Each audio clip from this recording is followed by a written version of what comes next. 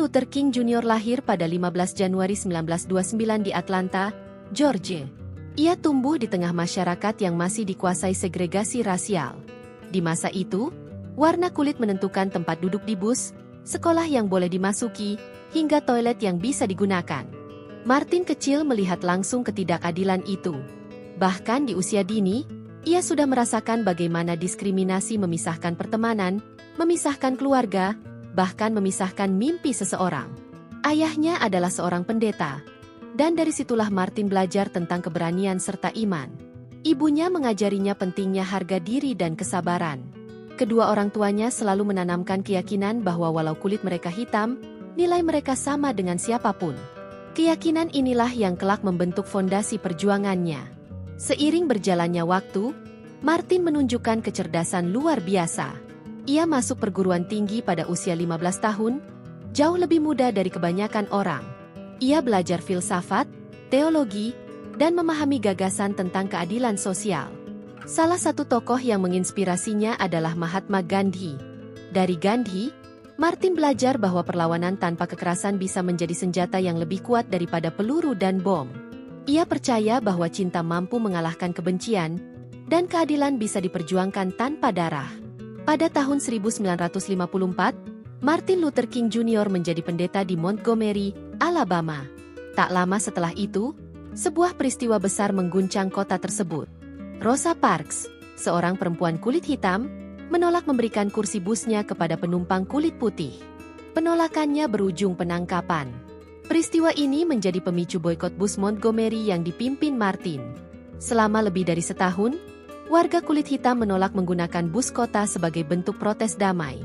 Aksi ini akhirnya berhasil, dan Mahkamah Agung memutuskan bahwa segregasi di bus adalah ilegal.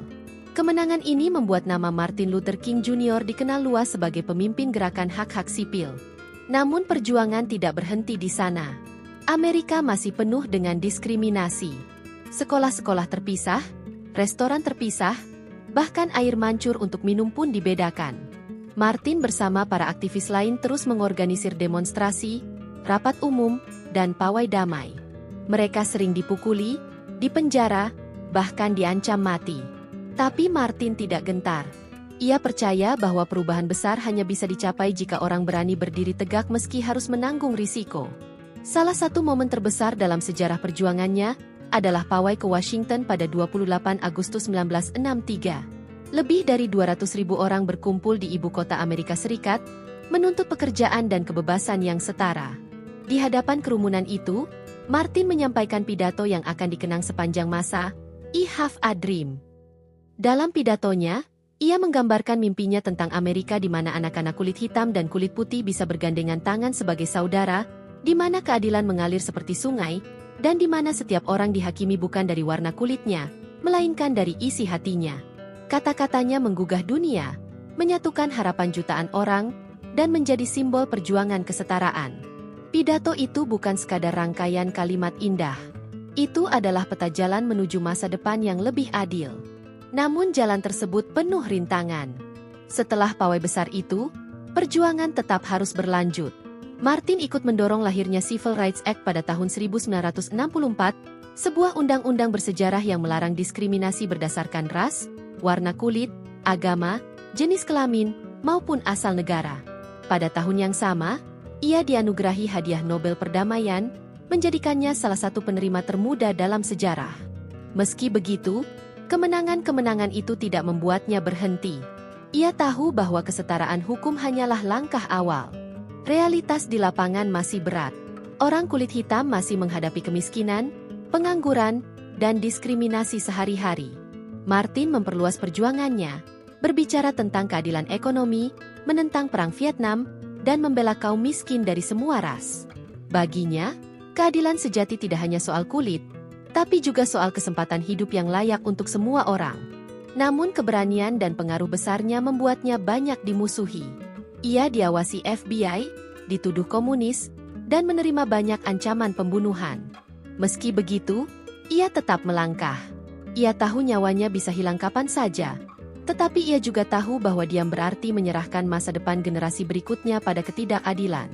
Tanggal 4 April 1968 menjadi hari kelam.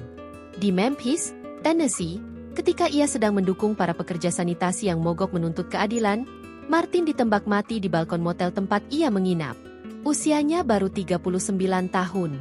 Amerika berduka, dunia berduka, tetapi mimpinya tidak mati.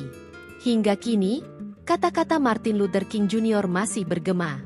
Ia mengajarkan bahwa keadilan harus diperjuangkan, bahwa kebencian hanya memperpanjang luka, dan bahwa mimpi tentang kesetaraan bukanlah utopia, melainkan tujuan yang harus diwujudkan bersama. Namanya diabadikan sebagai Hari Libur Nasional di Amerika, diperingati setiap Januari. Monumen dirinya berdiri megah di Washington DC, seakan mengingatkan bahwa perjuangan belum selesai. Martin Luther King Jr. bukan hanya pemimpin kulit hitam, ia adalah pemimpin bagi seluruh umat manusia yang mendambakan dunia lebih adil.